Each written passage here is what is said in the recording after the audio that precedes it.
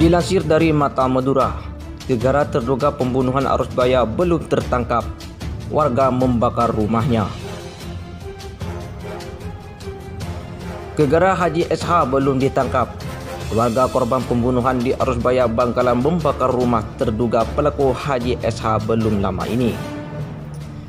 Itu dilakukan karena kesal atas perbuatan Haji SH yang belum menyerahkan diri setelah kedua pelaku ditangkap Polres Bangkalan. Haji SH inisial pelaku dari 3 pelaku pembunuhan sadis berencana terhadap SFW 55 tahun di depan Indomaret Arusbaya Bangkalan beberapa waktu yang lalu. Haji SH merupakan warga Bangkalan sampai saat ini ia masih jadi buronan polisi.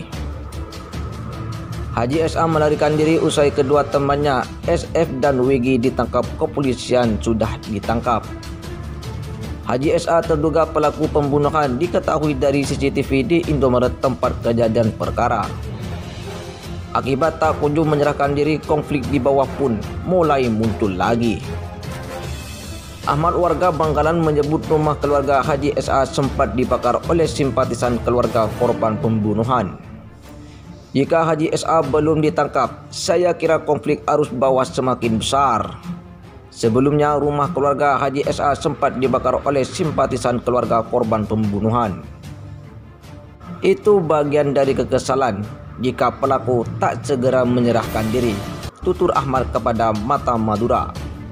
Ahmad menjelaskan peran terduga pelaku Haji SH versi CCTV di Indomaret Arusbaya, di mana lokasi CCTV Indomaret cukup jelas.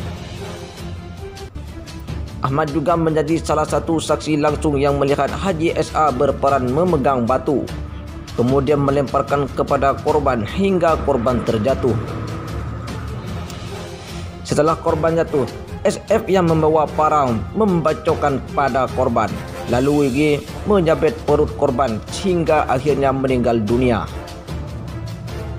SF dan WG sudah ditangkap polisi, tinggal Haji SH.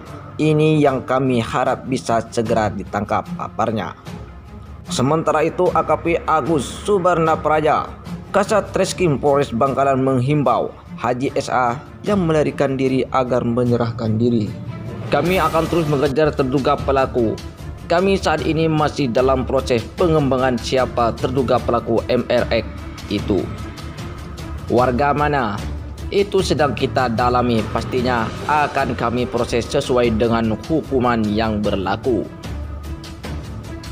Sementara Herman Winanda, anggota DPRD Bangkalan mendesak kepolisian agar satu terduga pelaku yang masih buron segera ditangkap.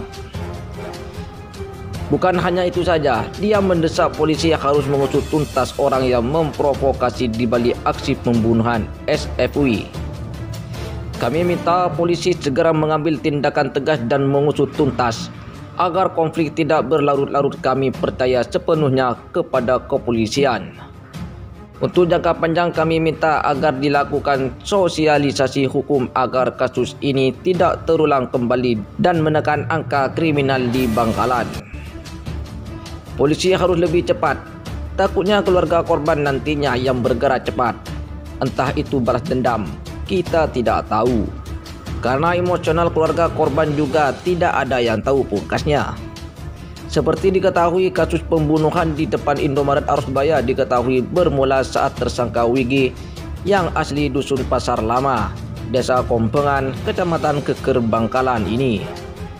WG sengaja membunuh SFW yang dibantu saudara sepupunya dan teman saudaranya karena sakit hati atas perbuatan korban yang diduga berselingkuh dengan ibunya. WG mengaku melihat dengan kepala mata telanjang perbuatan korban. WG mengaku melihat dengan kepala mata telanjang perbuatan korban. Ketika itu di bulan Mei 2020, almarhum ayah WG sedang dirawat di Rumah Sakit Samrabu, Bangkalan. Ketika itu di bulan Mei 2020, almarhum ayah WG sedang dirawat di Rumah Sakit Sambaru, Bangkalan. IM, ibu kandung WG, tanpa alasan jelas pulang dari Rumah Sakit Samrabu, Bangkalan ke rumahnya di Dusun Pasar Lama, Desa Kompengan, Kecamatan Keker, Bangkalan. Wigi menaruh curiga atas kepulangan sang ibu. Wigi membuntutinya. Saat tiba di rumah, Wigi kaget melihat ada laki-laki sedang bercocok tanam di dalam kamar bersama IM. Melihat Wigi, laki-laki itu melarikan diri. Karena kamar gelap, Wigi tak bisa memastikan siapa pria yang berbuat tak senonoh kepada ibunya. Selang 2 hari dari kejadian itu, Wigi mengecek handphone milik IM. Wigi kaget sambil tak percaya melihat beberapa gambar foto dan video IM bersama SF sedang bermesraan. Sakit hati Wigi tak bisa dipendam. Dia bercerita kepada kakak sepupunya bernama S. Dari curhatan Wigi kepada S dirancang untuk menghabisi nyawanya SF. Mencari waktu yang tepat belum terwujud. Pelampiasan sakit hati Wigi baru terlaksana pada hari Kamis 04.03.2021 sekira pukul 12 WIB. Saat itu Wigi sedang berada di rumah neneknya di Dusun Tancak, Desa Kompak, Keker, Bangkalan. Wigi ditelepon oleh sang ibu agar mengambil uang ke SF bila hendak memperbaiki sepeda motornya. Lokasi SF diberitahu ada di Indomaret Arusbaya, tepatnya sebelah utara Pasar Arusbaya. Seketika niat pembunuhan SF terbesit. Wigi langsung mengambil celurit di atas lemari kamar di rumah neneknya. Wigi juga mengabari kakak sepupunya bernama S bahwa SF sedang berada di Indomaret Arusbaya. Wigi berangkat menuju Indomaret Arusbaya. Tiba di lokasi, Wigi bertemu dan sempat ngobrol santai dengan SF di halaman parkir Indomaret. Saat pertemuan itu, SF memberi uang 250.000 kepada Wigi. Beberapa menit saat ngobrol itu, S kakak sepupunya datang bersama temannya bernama MRX. Sebelum tiba di parkiran, MRX langsung melempar batu ke tubuh SF. Sementara S yang sudah membawa samurai langsung membacokkan ke tubuh SF yang terjatuh sebanyak 2 kali. Melihat adegan beringat sepupunya, Wigi langsung mengeluarkan celurit yang sudah diselipkan di balik baju untuk membunuh. Wigi tampak beringat mencacah perut korban. Sebanyak 5 kali celurit Wigi membacok perut SF. Dengan kondisi itu, perut SF terluka, menganga, isi perut bercurai darah, berceceran di parkiran Indomaret Arusbaya.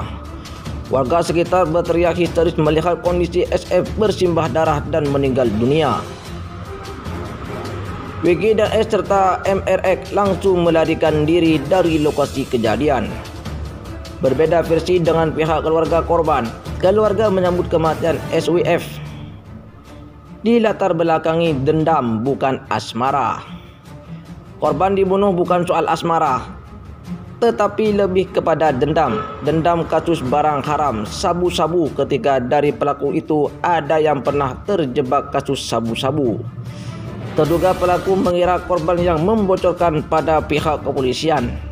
Makanya dendam, kami punya bukti rekaman korban diancam akan dibunuh oleh terduga pelaku.